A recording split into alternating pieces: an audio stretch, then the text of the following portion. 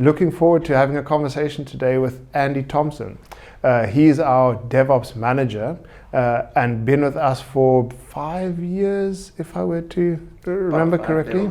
Welcome, sir. Thank you. So first and foremost, we have to start off with the story, right?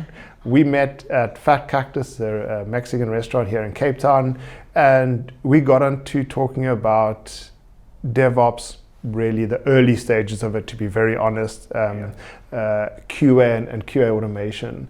Obviously coming from our side, we were entirely manual testing to where we are now and gone through a journey.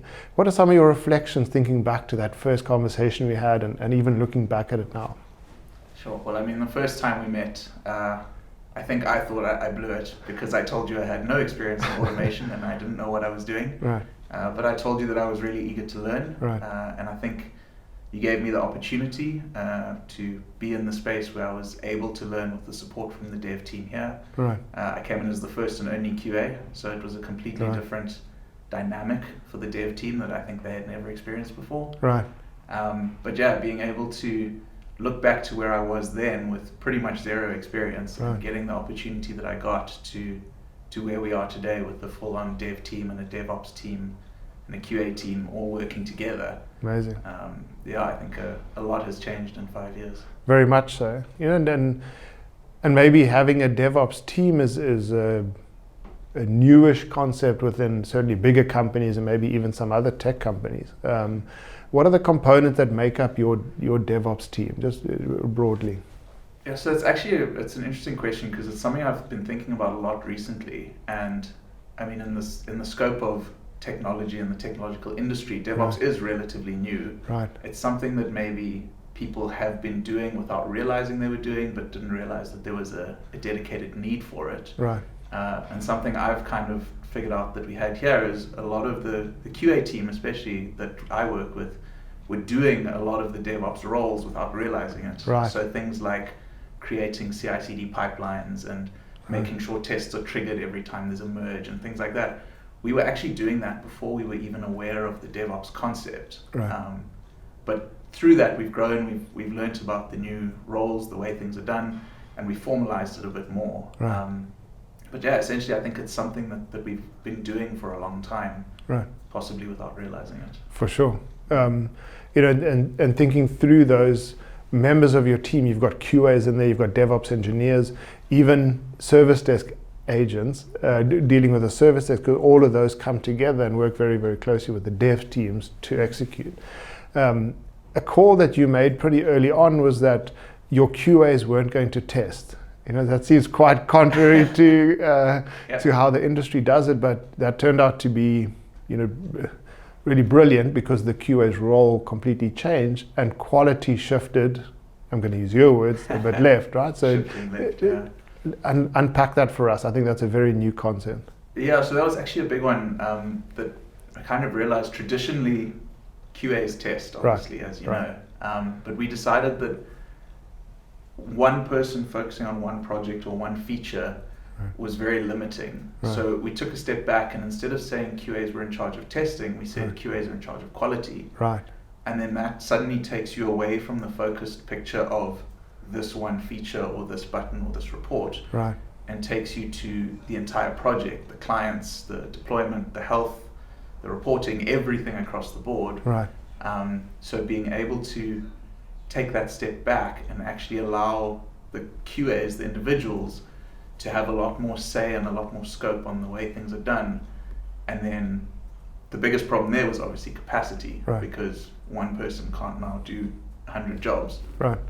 So we had to think long and hard about that, but essentially we have now got the developers involved in testing, so it's the QA's job to make sure quality is right, but it's the team's job to test. Right. And that sort of dynamic shift, I think, really helped us get to where we are, where we have 20 plus developers and 3 QAs, and we're handling, we're quality's great. Yeah. Exactly. Yeah. And even thinking back to that, we've chatted so many times about measuring quality, right? And that's a question that comes up with our clients all the time. How do I measure the quality of this output? What are some of the things, or at least how do you view that? And if you, based on that, how do you measure that? Yeah, so that's a difficult one as well, because anyone can run a test in isolation, get a result, and move on. Right. But in 2 weeks' time, you're not sure what you did or what the result of that was, or whatever the case may be.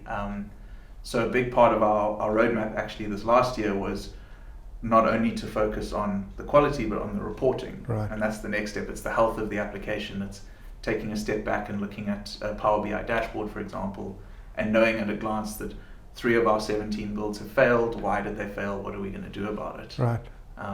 So yeah, I think and bubbling that up to the surface, right? Exactly. That's the biggest thing. The data's all there, but getting it out is can be problematic. I think Definitely. we've done relatively well, but there's always room for improvement. Makes sense. Yeah. And each one of our other conversations, and latching on to what you kind of said, that the devs are responsible for the testing, but QA is responsible for overall quality, and then that encompassing the tests, surfacing the data. Of course, I would imagine also writing test cases, or at least expanding what tests are done, because devs test in a certain way and QAs have a different mindset. Unpack that a bit for me, because that's come up so many times in all of the conversations with the dev, is something that they long for and request. So yeah, that is definitely a factor and something we had to deal with, because by our very nature, QAs think differently, right. More critical, more sideline scenarios and stuff, whereas developers traditionally, I don't want to get shouted at here, but sure, they tend to kind of take the spec and implement the feature. Right. So the first rule we had there is a developer can never test their own code. Okay. Someone else in the team has to cover it. Okay. But more importantly, the QAs are still involved in all the planning sessions, right. Still coming up with all the test cases, writing the scenarios, deciding what the end output needs to be for any given feature, right. And then guiding the developers to do the actual test work while we can focus on things like automation, reporting, etc., right. etc. Yeah, exactly. So again, coming back to being responsible for quality, but not for all the testing. It's such a key concept. Yeah, good feedback. So thinking back a few years now, and it is unfortunately going back a number of years, you were involved in our first cloud migration where we took OneView and moved it into Azure. Having a very different expectation or role on that team, at that time being the QA on that team, how did you view that, and maybe what are some of the things that you remember of that time even? It's 4 years ago now. Sure. Well, knowing what I know now and looking back, there's a lot of things I would have done differently. Amazing, yeah? But yeah, I think it was a great and a nerve-wracking experience. In my own career, it was by far the biggest thing in terms of scale that I've ever worked on. Right. We didn't have a huge amount of scheduled automation and triggered automation then, but right. The way we handled that was spent a lot of time planning, ended up with a Kanban board of sticky notes on one of the windows, right. Which was pretty great. We just unpacked, myself and the development team unpacked each and every single resource that we were doing, resource groups, features, etc., and kind of put them all up on the board and just went through them one by one. It was quite a mammoth exercise. Right.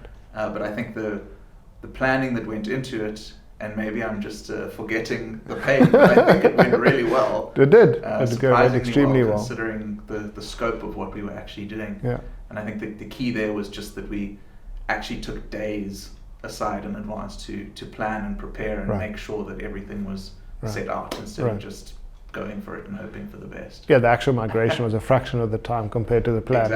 Exactly, yeah. Makes sense. And you mentioned there, how you would have done some things differently maybe, or you didn't have half the technology implemented that you do now. Going down the technical rabbit hole a little bit, talk me through the tool stack or the technology stack of some of the things that we're using to test. Yeah, so to go back to what we did 4 years ago versus right. what we know now, we had unit tests, for example, at the lowest level, but that's a certain level of coverage, and it's great coverage. Right. But when it comes to things like integration, smoke tests, front-end tests, right. I think in terms of automation there, we were lacking at the time. Right. So a big part of our migration was, for example, manually testing that the website worked and manually pinging all the API endpoints and things right. like that. But to go back to lessons learned, we could have in advance set up Postman suites or other kinds of end-unit tests, Selenium tests. Okay. Another product we've started using recently is called Test Cafe, Right. which is a very great lightweight front-end testing tool for websites. Okay. And if we had been able to have all of that in place, I think the whole process would have just been so much smoother, because we could have triggered those tests as soon as the deployment happened, zero manual intervention, and then known immediately if things were right or not, instead of having to sit back and go through the hard yards of the post-it Kanban board on the wall. No, for sure. Everything across. Yeah. And I guess it's in exactly that I guess state of mind that you're in now that we want to explore further, which is we will quickly say, oh, I have a legacy environment, so therefore I can't implement new modern testing technologies. You know, I can only, when I start a new project, sure, then I'll start to implement some of these things. And the reality is that many of our customers don't have brand new solutions. And you and the team have managed to implement that into what is, sad to say, existingly quite a legacy solution. How did you do that? Again, what does that approach look like to implement this into a legacy environment? You pretty much hit the nail on the head with the hesitation of it's legacy, Right. let's wait for the new project or the new build or the new resource or whatever. But I mean, I think we got to the point where, again, it all comes down to planning. We had to, first of all, we pinpointed I think it was the 20 most important reports in our application, which, as you know, has 100 hundreds. plus or whatever.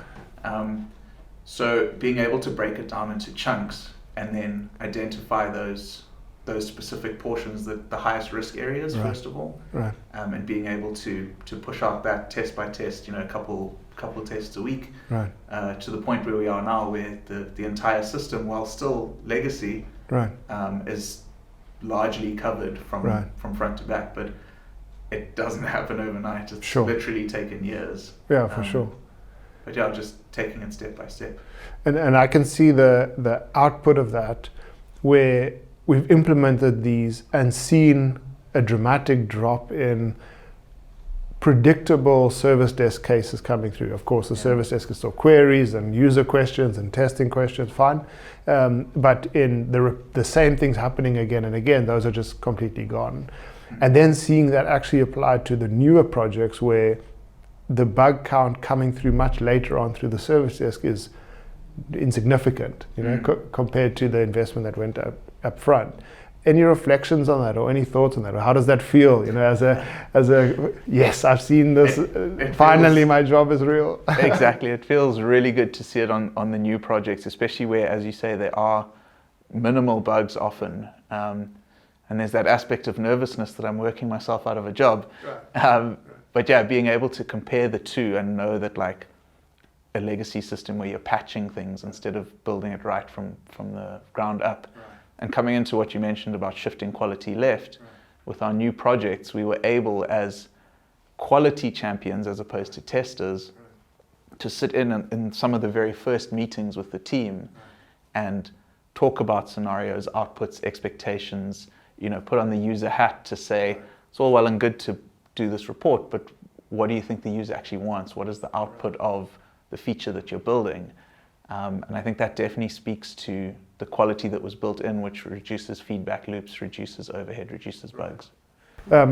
So mentioning in what you shared now, that the involvement of I'm not even going to say the QA, of your team, DevOps, QA, service desk, even to a degree. It sounds like that's started and joining in fairly early on. You're not coming towards the end of the feature being implemented. It sounds like you're almost right at the start. When is the ideal time for your team to kind of be involved in a new product, feature, client? That's a good question. It's something as well that I try and push for as early as possible. Right. Obviously, it is a balancing act. I don't want to be in the first meeting that a salesperson has with the client when we're only going to start building in 4 years' time, or whatever the case may be. Right. But I think as soon as there's any form of spec or sign off that's happened, there's absolutely value in having a QA in there from day one. Right. it just gives context on the project, allows us to start mulling things over, thinking about where the project is going to go, right. the kinds of tests, the kind of foundation setups we want to do. Right. I think as early as possible while still being reasonable is Fair my enough. vague answer to you. No, fair enough.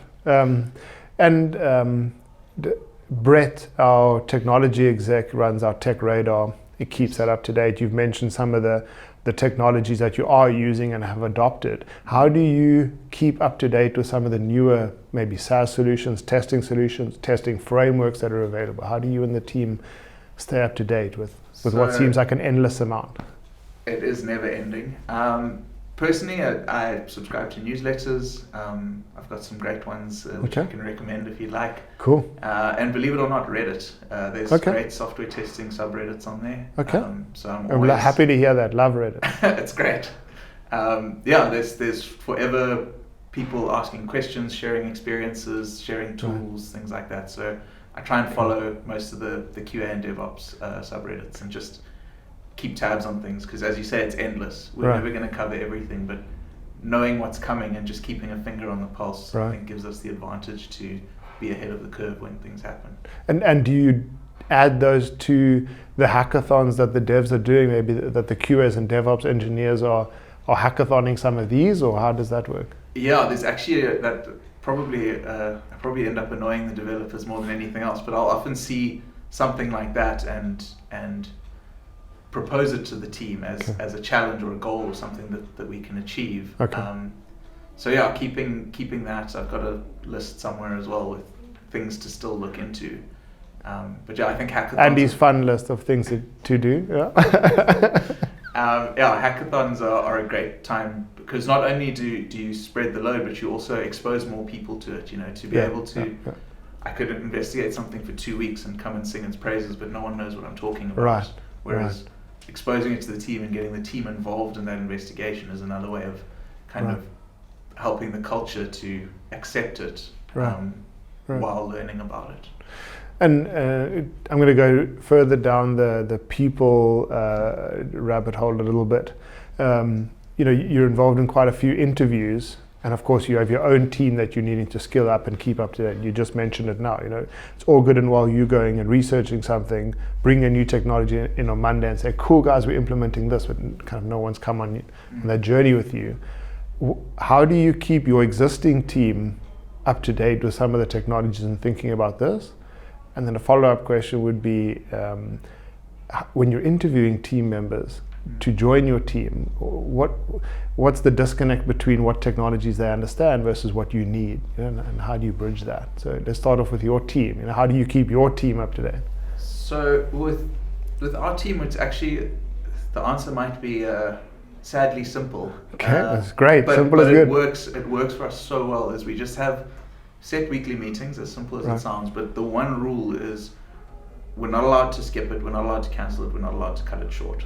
So if we said everything we need to say in 30 minutes, we have to sit there and find new things to talk about. And it really encourages people to be like, oh, actually I worked on this thing last week, maybe you can help me out. Or I found out this cool thing, let's talk about this.